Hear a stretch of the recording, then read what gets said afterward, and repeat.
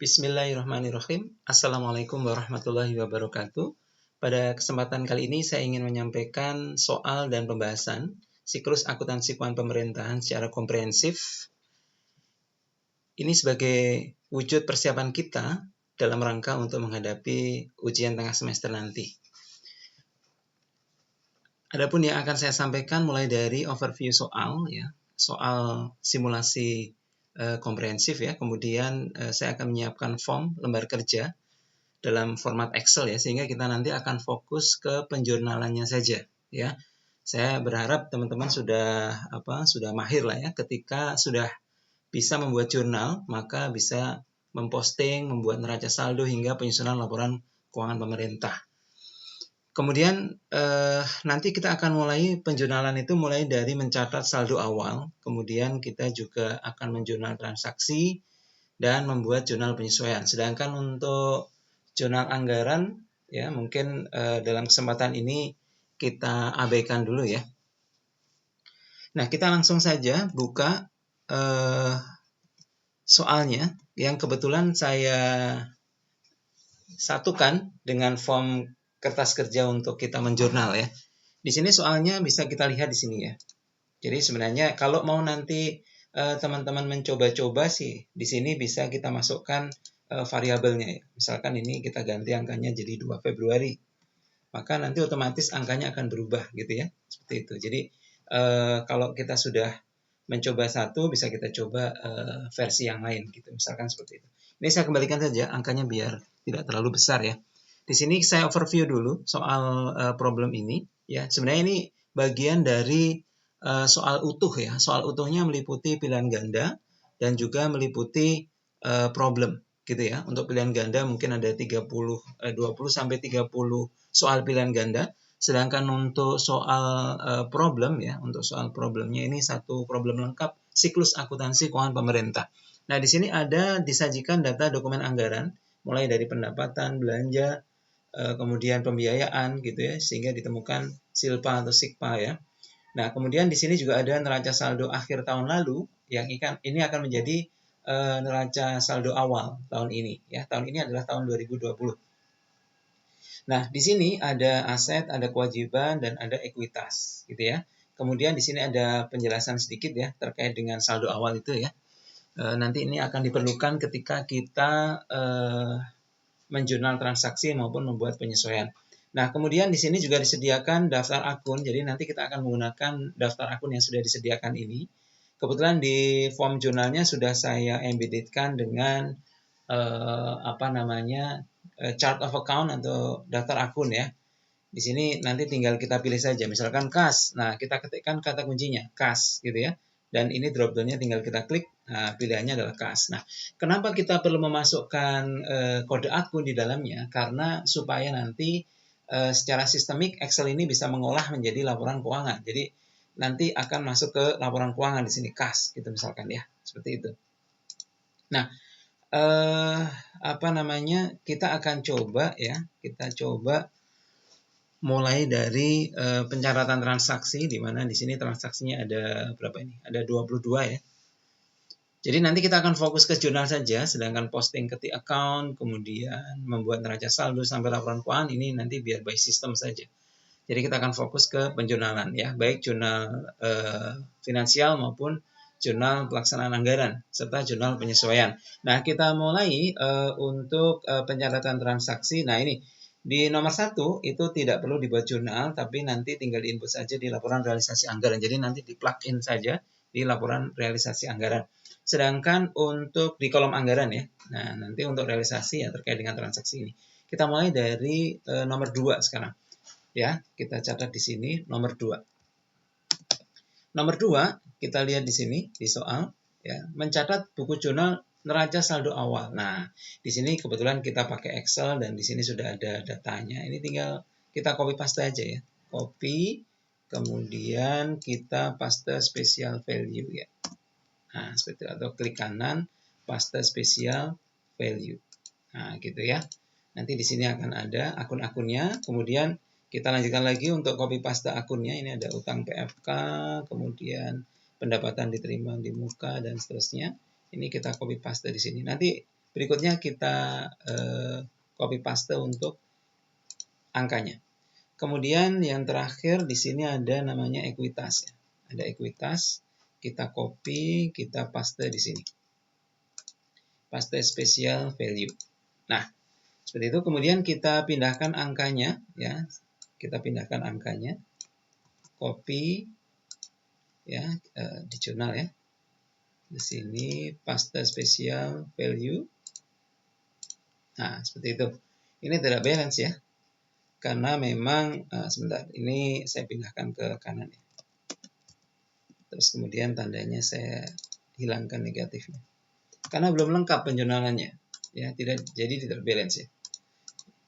Oke, terus kemudian sebentar, ini apa namanya? Saya copy paste dulu ya. Copy paste. Ini angkanya coba kita kopikan dengan yang tadi. 190 300 ribu. Atau kita tulis saja ya, 190 300 ribu. Nah, kemudian utang PFK dan seterusnya coba kita lihat di sini di saldo awal ya. Di sini ada, kita copy, kemudian kita paste di sini, paste special value. Nah, kemudian ada satu lagi ekuitas. Ekuitasnya berapa nih? Ekuitasnya di sini, copy, kemudian paste special value. Nah, sehingga ketika kita sudah masukkan, ini jadi balance ya. Ini sebagai penanda ya. Ini memang sengaja saya buatkan indikator apakah balance atau tidak dengan melihat warnanya ya. Ini total saldo debit, ini total saldo kredit gitu ya. Kalau dia tidak balance, dia warnanya akan merah. Misalkan contohnya saya kasih angka 1 di sini. Maka dia akan merah. Kalau dia balance, dia akan hijau. Dan ini kita freeze ya, supaya kita akan selalu tahu bahwa balance apa tidak penjualan kita. Di sini keterangan kita tuliskan saldo awal. Nah, kemudian kita, sebentar, ini penyisian harusnya ada di kanan ya. 6250 ribu. 6250 ribu. Tadi kan kita asal copy saja ya. Nah, penyisian piutang saldo normalnya di kanan, karena dia kontra account dari piutang. Kemudian akumulasi penyusutan juga kontra account dari aset tetap. Kemudian kita lanjutkan di sini terkait dengan transaksi ya. Menerbitkan surat ketetapan wajib pajak. Nah, kita menerbitkan surat ketetapan wajib pajak berarti piutang pendapatan pajak pada pendapatan pajak. Coba kita cari ya, ada akun piutang tidak di sini? Ini tanggalnya tanggal berapa? Coba kita lihat tanggal 3. Berarti di sini coba tanggal 3 piutang. Kita pilih piutang. Di sini ada piutang pajak. Terus kemudian ada pendapatan pajak apa tidak ya? Coba kita lihat pendapatan pajak LO. Nah, gini. Karena piutang ya, maka pendapatannya LO. Nah, di sini angkanya berapa? Kita cek di sini angkanya adalah ini ya. Ini sebenarnya bisa kita copy paste saja. Copy, kemudian angkanya di paste special value. Nah, seperti itu. Sama dengan ini. Nah, ini menerbitkan SKP. Nah, gitu ya. Keterangannya seperti itu boleh. Kemudian kita lanjutkan transaksi berikutnya, yaitu transaksi nomor 4. Ya. Membayar utang PFK 37.500. Berarti sebelumnya pasti sudah ada saldo utang. Ya, kita lihat di atas. Di sini kan ada 37.500. Berarti utang PFK pada kas. Gitu ya jurnalnya. Sederhana sekali. Jadi jurnalnya nomor 4 ini. Utang PFK, coba kita lihat apakah ada akunnya ya, pada kas. Ini ketikkan kata kunci kas. Nah, angkanya berapa? Kita lihat di transaksi 37.500 ribu. Ini nomor 3 ya. Oh ya, ini sesuai urutan aja ya, nomor 3 ya. Berarti nanti nomor 2 nih ya. Nomor 2. Ini nomor 1, gitu aja ya. Nah, jadi 1, 2, 3. Biar nanti sesuai dengan urutan nomor ya. Nah, di sini angkanya tadi, sebentar. Utang PFK. Oh, utang PFK nomor 4 ya. Betul ya tadi. 37.500. Ya. Nomor 4 ternyata. Mohon maaf. Ini betul 3. Ini betul 2 tadi. Mohon maaf nih. Nah, karena nomor 1 tadi anggaran ya. 37.500.000. Ini sama dengan ini aja gitu ya. Ini keterangannya membayar utang PFK. Nah, seperti itu. Nah, selanjutnya kita lanjutkan ya, pencatatan nomor 5 ya. Sebenarnya sih harusnya tanggal ya, tapi nggak apa-apa. Nomor 5 ini adalah membayar gaji dan tunjangan pegawai. Ya, berarti kita catat beban gaji atau beban pegawai ya akunnya. Kemudian pada kas, gitu bisa juga. Atau langsung kita gabung boleh nih. Ini ada potongan utang PFK ya, kemudian ada pajak nih ya. Karena kita asumsi single entity, ini langsung kita catat sebagai pendapatan pajak LO ya. Ya, jadi beban gaji beban pegawai, kreditnya utang PFK, pendapatan pajak LO dan kas gitu ya. Jadi kita catat beban pegawai. Dengan beban pegawai. Ada beban pegawai.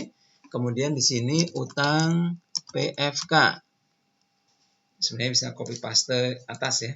Ini ada juga nih, copy paste bisa. Kemudian pendapatan pajak. Nah, ini juga sebenarnya bisa copy paste. LO. Nah, kreditnya adalah kas. Gitu ya.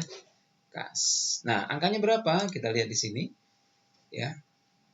Di sini gaji dan tunjangan pegawai 562.500. Ini copy paste value aja ya. Kemudian kreditnya utang PFK. Utang PFK di sini ini kita copy paste aja angkanya. Nah, selisihnya adalah sama dengan ini dikurang sum. Ini ditambah ini. Gitu. Ya, ini kas yang kita keluarkan. Jadi ini membayar gaji dan tunjangan pegawai. Nah, seperti itu ya. Nanti bisa dilebarkan nih, nggak apa-apa. Oke, terus kemudian kita lanjutkan. Apakah ini menyangkut kas? Apakah menyangkut belanja? Iya. Sehingga kita perlu buat jurnal juga terkait dengan realisasi pelaksanaan anggaran. Jurnalnya bagaimana? Jurnalnya adalah belanja pegawai. Ya, kita cari ya, belanja pegawai ada akunnya. Ada. Kemudian kreditnya pendapatan pajak. Ya, pendapatan pajak coba kita lihat yang LRA ya. Kemudian akun penyeimbang ya. Ya, akun penyeimbang. Ada akunnya? Ada. Jadi belanja pegawai kita samakan dengan ini. Kemudian pendapatan pajak LO dengan LRA kita samakan. Kemudian selisihnya ini dikurang ini adalah akun penyeimbang ya. Jadi sebenarnya ini kita catat sebagai gross ya. Jurnal ini bisa dipisah sebenarnya. Belanja pegawai pada akun penyeimbang, kemudian akun penyeimbang pada pendapatan pajak LRA. Nah, Pak Andi, ini utang PFK seperti apa? Utang PFK itu bukan realisasi anggaran ya. Memang dia dikeluarkan gitu loh, bagian dari beban pegawai sehingga masuk di belanja pegawai gitu ya. Dan kita mencatat pendapatan pajak ini ya, karena ini realisasi anggaran ya kita catat sebagai pendapatan pajak LRA. Seperti itu ya. Kemudian kita lanjutkan nomor 6 ya, terkait dengan transaksi menyetorkan potongan asuransi ya dan iuran pensiun ke pihak ketiga. Jadi ini ada 28.125 ya. Yang tadi di store. Berarti kita catat berarti ya. Utang PFK copy aja ya. Utang PFK pada kas. Gitu ya. Utang PFK pada kas. Nah, sebesar berapa ya? Kita sama dengan kan boleh. Tadi utangnya berapa di atas? 28, 125. Ya, sama dengan kan. Nah, berarti keterangannya adalah menyetorkan utang, membayarkan utang PFK ya. Sebentar. Membayar utang PFK. Nah, seperti ini ya, teman-teman ya. Selanjutnya kita lanjutkan nomor 7 ya. Nomor 7 kita coba lanjutkan. Mana transaksinya? Membayar utang belanja listrik atau tagihan bulan Desember. Nah, berarti kita bayar listrik ya. Berarti kita catatnya apa nih? Tagihan bulan Desember. ini masih berarti mungkin awal tahun ini ya, 2019 ya. Jadi pasti di atas ada utang belanja berarti ya.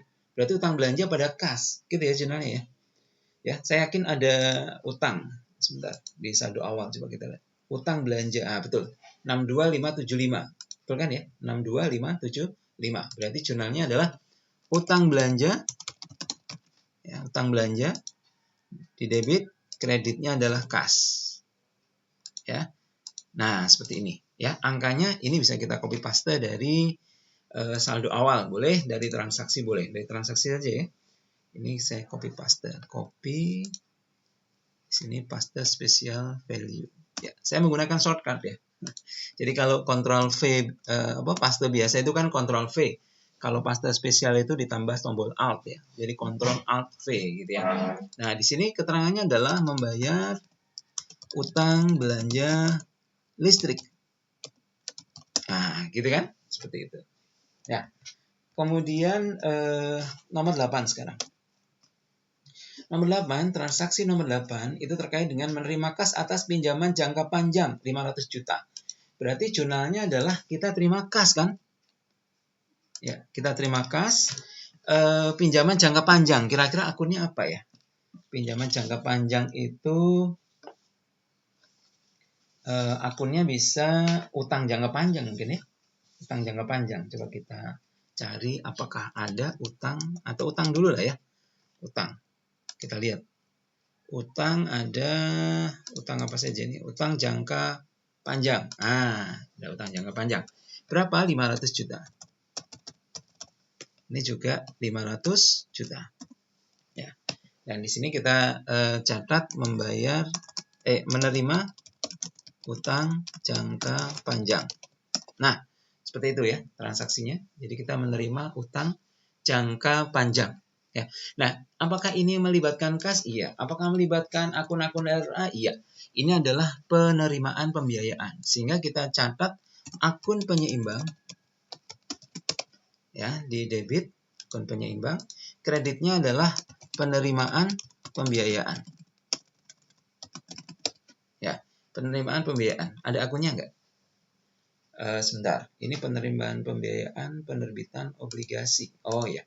Ini terkait dengan utang jangka panjang ini mungkin penerbitan obligasi kali ya, karena akun yang disediakan adalah obligasi gitu ya. Nggak apa-apa ya, kita catat sebagai penerbitan obligasi. Jadi di sini angkanya sama persis ya. Copy paste ya. Karena angka akun yang paling sesuai adalah penerimaan pembiayaan. Dan di sini cuma disediakan satu akun, berarti penerbitan obligasi. Mungkin di soal transaksi penjelasannya kurang. Ini harusnya terkait dengan penerbitan obligasi, gitu ya. Kemudian kita lanjutkan nomor 9. Ya, sekarang nomor 9 kita lanjutkan. Transaksinya apa? Nomor 9, membeli alat tulis kantor, pendekatan aset dengan mengeluarkan kas. Berarti persediaan di debit, ya ATK ya, persediaan ATK, kreditnya adalah kas, gitu ya. Berarti kita catat persediaan, ada akun persediaan nggak ya? Persediaan aja dulu ya. Persediaan, oh ada ya. Kreditnya adalah kas. Sebesar berapa? Sebesar berapa di sini? 75 juta. Ya, kita bisa ketik ya, 75 juta. Sama dengankan saja. Nah, di sini keterangannya adalah membeli alat tulis kantor atau ATK. Boleh disingkat ya. Kemudian apakah ini melibatkan kas? Iya. Apakah ini belanja? Iya, betul. Ini belanja barang ya. Jadi kita catat belanja ya di debit. Ada nggak belanja? Belanja barang dan jasa. Kreditnya adalah akun penyeimbang. Ya. Besarnya sama. Copy paste. Nah, seperti itu ya, teman-teman. Kemudian kita lanjutkan nomor 10. Ya, nomor 10. Nomor 10 ini apa? Pencatatannya menerima kas atas piutang pajak tahun sebelumnya. Menerima kas atas piutang pajak tahun sebelumnya. Berarti di saldo awal itu ada piutang pajak 125 juta. Ini kita terima 125. Berarti kas pada piutang pajak. Kas di debit. Kreditnya adalah piutang pajak. Ada nggak piutang pajak? Ada. sebesar berapa tadi? 125 juta. 125 juta. Jadi menerima piutang pajak. Kas ya atas piutang pajak. Seperti itu ya. Oke. Nah, apakah melibatkan kas? Iya. Apakah ini pendapatan? Iya, betul. Sehingga kita perlu catat akun penyeimbang pada pendapatan pajak LRA. Ya, pada pendapatan pajak LRA. Berapa besarnya? 125 juta. Nah, oke ya. Ini nomor 10. Selanjutnya kita lanjutkan nomor 11. Nah, nomor 11 ini mengeluarkan kas untuk membeli laptop. Ya, jadi mengeluarkan kas untuk membeli laptop. Ya. Berarti peralatan dan mesin, ya, kalau ada laptop ya kita debit laptop, kalau tidak berarti peralatan dan mesin, kreditnya adalah kas. Ya. Sebesar 26.250, ya. Berarti kas peralatan ya. Ada nggak peralatan? Peralatan dan mesin, kreditnya adalah kas. Nah, di sini angkanya bisa kita copy paste saja. Copy, kemudian kita paste di sini. Paste value. Jadi ini membeli laptop. Ya kan? Membeli laptop. Kemudian apakah ini melibatkan kas? Iya. Dan apakah ini melibatkan belanja? Iya, ini belanja modal. Sehingga selain jurnal finansial ini, maka perlu juga kita buat jurnal realisasi pelaksanaan anggaran. Sehingga kita catat belanja modal, ya, di debit. Oh, sebentar. Ini tidak ada akunnya ya. Coba kita belanja dulu. Kita catat belanja dulu. Di sini adanya belanja apa nih? Oh, ya. Ini akunnya sebenarnya harusnya ada belanja modal, peralatan, dan mesin gitu ya. Ini cuma belanja peralatan dan mesin. Ya sudah, nggak apa-apa. Berarti kita catat ya. Terus kemudian ini juga kodenya biasanya kalau di pemerintahan ini 52 ya. Tapi nggak apa-apa, ini kan hanya ilustrasi ya. Kita fokus ke nama akunnya ya. Nah, ini belanja peralatan dan mesin pada akun penyeimbang. Pada akun penyeimbang. Berapa angkanya? Sama angkanya. Angkanya sama. Ini kita copy, paste. Nah, seperti itu ya. Selanjutnya kita lanjutkan nomor 12. Nomor 12 coba kita lihat transaksinya. Menerima kas atas pendapatan pajak ya, menerima kas atas pendapatan pajak atas SKP yang diterbitkan awal tahun. Berarti kas pada piutang ya, kas pada piutang berarti. Kas di debit pada piutang. Piutang pajak. Nah, seperti itu. Angkanya berapa? Nah, angkanya ini ya. Kita copy paste saja. Copy paste value. Nah, gitu ya. Berarti di sini kita catat menerima kas atas piutang pajak. Ya. Kemudian kita lanjutkan. Apakah ini perlu dibuat jurnal realisasi anggaran? Iya. Karena melibatkan kas dan pendapatan. Akun penyeimbang ya, di debit, kreditnya adalah pendapatan LRA ya. Pendapatan pajak LRA. Nah, kita catat berapa angkanya? Sama ya. Nah, seperti itu. Oke, kita lanjutkan lagi. Sekarang kita kerjakan nomor 13 ya. Nomor 13, transaksi terkait dengan menerima kas atas pendapatan retribusi. Ya, berarti kita catat kas di debit, pendapatan retribusi di kredit. LO. Ya, angkanya berapa? Coba kita lihat angkanya 650 juta. Ya, 650 juta. Nah, seperti itu. Ini kita catat mencatat atau menerima pendapatan retribusi. Nah, seperti itu. Apakah ini melibatkan kas? Iya. Apakah melibatkan pendapatan? Iya. Jadi kita catat akun penyeimbang. Akun penyeimbang pada pendapatan retribusi LRA. Nah, seperti itu ya. Angkanya juga sama persis. Ya. Oke, kita lanjutkan ya. Nomor 14. Ya. Nomor 14, mengeluarkan kas untuk investasi jangka panjang berupa penyertaan modal. Berarti nomor 14 kita catat ya. Nomor 14 penyertaan modal. Ya, penyertaan modal itu berarti kasnya berkurang, investasi bertambah ya. Berarti kasnya berkurang. Ya, kita coba cek terkait dengan kas ya. Akun kas berkurang, debitnya adalah investasi. Ada kata investasi nggak ya? Kita cek ya. Investasi jangka panjang, boleh ya. Berapa angkanya? Kita lihat di sini. Angkanya 650 juta. Ya, 650 juta. Ya, ini melakukan penyertaan modal ya. Ini keterangannya melakukan penyertaan modal pada perusahaan negara. Ya, kita tulis ya. Melakukan penyertaan modal pada perusahaan negara. Nah, kemudian kita lanjutkan, apakah ini termasuk pengeluaran pembiayaan? Iya. Jadi gini kita tulis pengeluaran pembiayaan. Ada nggak akun pengeluaran pembiayaan, penyertaan modal pemerintah, kreditnya adalah akun penyeimbang.